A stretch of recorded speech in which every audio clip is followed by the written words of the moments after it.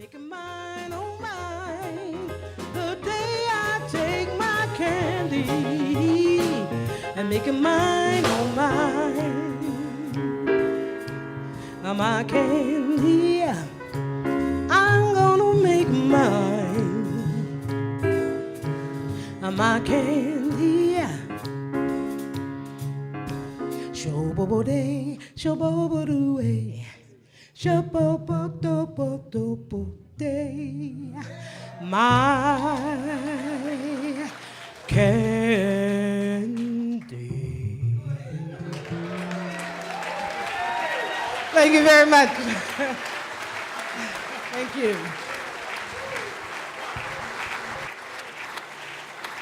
Oh man, when music sounds so good, it goes so fast, don't it? Time just swiftly moves by. Give another hand for the band.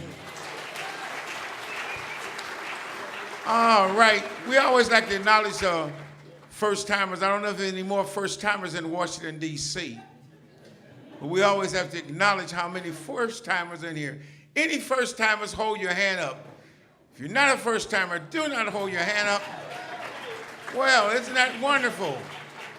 Oh, I've been looking for you. We've been here 20 years. You're just getting here. We are trying to preserve the art form, the American treasure, which is jazz. We sort of like promote, present, preserve, and we end on, we're going to document, and we have been documenting, let's put it like that, the jazz for local musicians in this area, because we have a very rich history that has not been captured or documented, and that's what we do.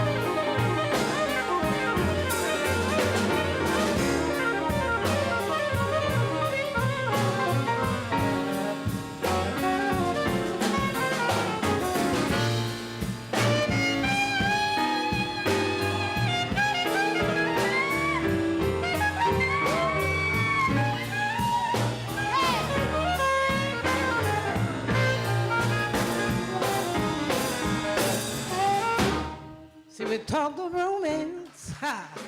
Washington, D.C. is significant in jazz because we are sitting here in Foggy Bottom, approximately 3 to 4 blocks from where Duke Ellington was born. So a lot of people don't think of Washington, D.C. necessarily as being a jazz city, but it's still been a significant center for jazz, at least regionally, really since the 1920s and 1930s. Jazz in an urban setting is significant in Washington because there was an increasingly African-American presence in Washington, D.C. due to the Great Migration. In the 1930s, jazz was American popular music. It had people like Duke Ellington, Shelley Roll Morton, Billy Eckstine. They had a lot of clubs. Howard University was here, and they produced a lot of players, a lot of people who were part of the music culture. And U Street was a cultural place. Places like the Bohemian Caverns on U Street, in addition to the Howard Theater and the Lincoln Theater. So there was not only an interest in the music, but the clubs to support the music. Lots of places like that haven't been able to survive in this economy. Certainly in this city, it's expensive to run a retail operation in this town.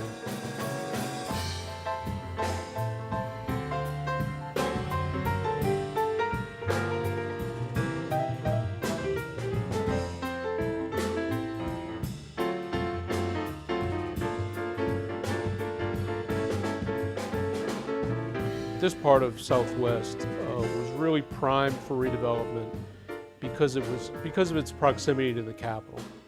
The gentrification pattern in Washington, D.C. is one that is happening in majority minority neighborhoods that are just on the periphery of the central business district.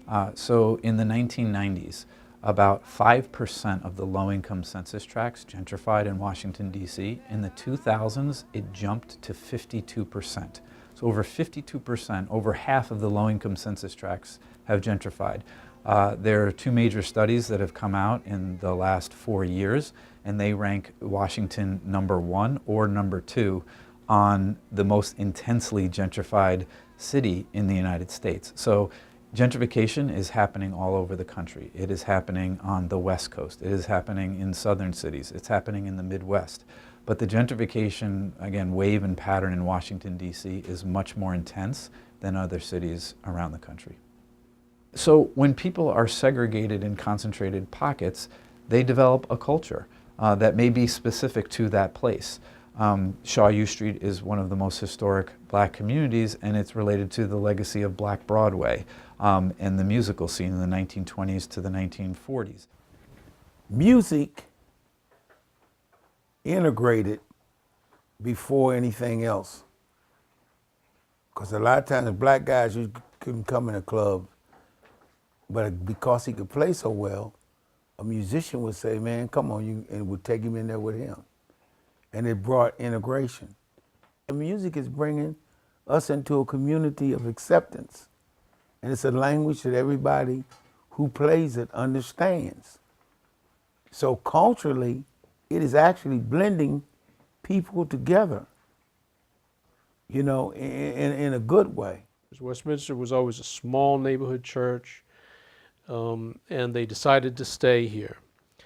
The congregation really dwindled because most of the members were neighborhood residents and homeowners. So overnight it goes from being a neighborhood church where people know each other, they walk to church together, to being a commuter church where people are scattered elsewhere in the district, Maryland, Virginia. When we came here, it seemed like the right thing to do just to kind of let the music speak for itself. Because jazz is an extremely spiritual thing. It just is, in terms of its music and in terms of the community that nurtures it. So we put a couple $1,000s together and we started the Friday after Martin Luther King's birthday in 1999. We started that Friday night. We had about 30 people in the room. The next week we had maybe a couple more. By the third week we had over 100 people here. So we knew that we were touching a nerve and maybe meeting a need. And so we kept going.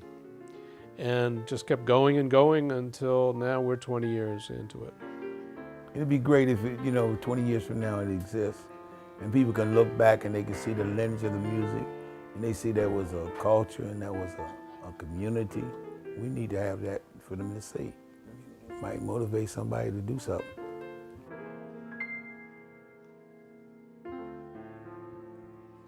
Fly me to the moon and let me play. We have this rule here. We only engage local musicians. And that's one of the things we did from the very beginning. We only hire DC players. And the reason for that is that we believe that we needed to protect the opportunity for local musicians to work.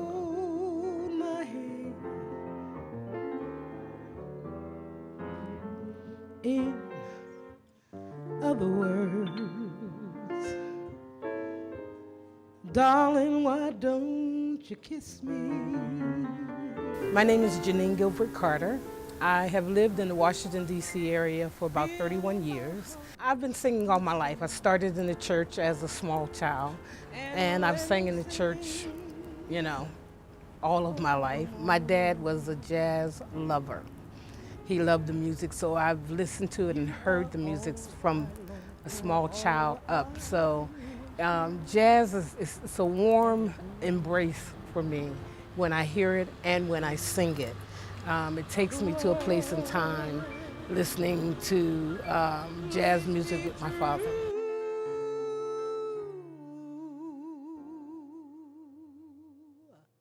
Many people know of West. I mean, as you can see, it's pretty full every Friday night, even on their blues Mondays. So it's a staple. It's a place where you can embrace jazz. If you love jazz, that's the place you want to go when you come to visit Washington, D.C., because you're going to get the music and you're going to get the education. And a lot of the people who are coming to Westminster have been coming for all the 20 years that they've been there. It's just a place to be, you know. You never know what you might see or who you might hear. You are all I long for, all I worship and adore. So a place like Westminster offers a regular, safe, predictable venue where the musicians are largely in charge and can put together ensembles they think make sense to make music that they want to make.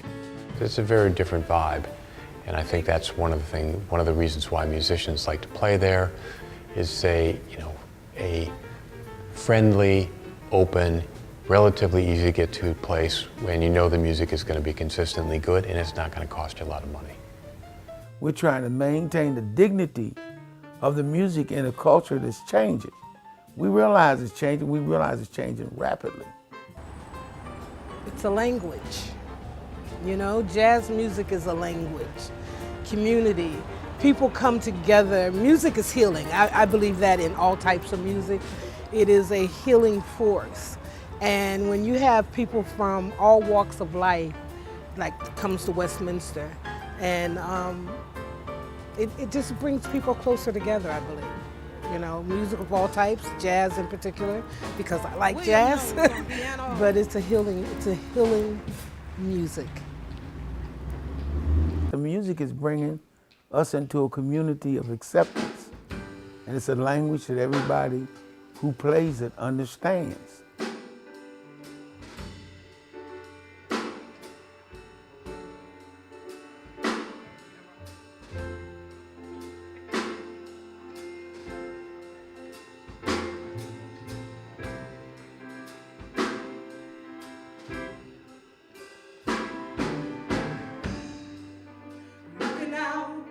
On the morning rain,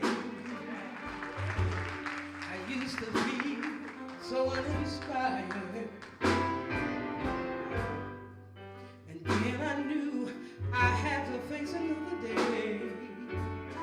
Lord, it made me feel Folk so can tired. still come out and have a wonderful time and feel like they're somebody. You know, they came out, they heard the greatest artistic performance available in the city, and they had a wonderful dinner, and they still got a little change going on. I mean, you know, that's an important thing. That builds community, and that builds a sense of integrity and dignity for folk. And what it has done in this neighborhood of Southwest is that it's become kind of an anchor in this neighborhood. We represent kind of a replacement for some of the dynamic that experienced at the old Howard Theater. That was the big institution in DC. We as an institution have developed with this narrative, with this story. We are all about jazz and we're all about local performers. You gotta be a light in the dark, you know, so everybody can see it. And so that's why it's important. You can't just let it go by the wayside, because people will never have the experience.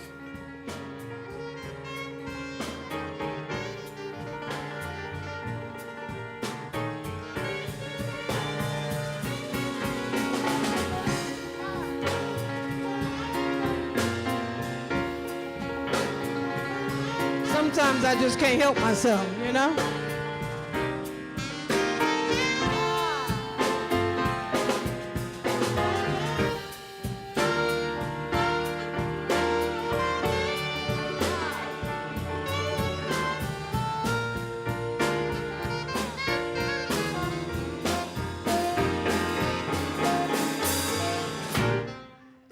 Call it stormy Monday, yeah. Well, Tuesday's just as bad, yeah, yeah, yeah. Yeah, yeah, yes. They call it stormy Monday, well. But Tuesday's just as bad.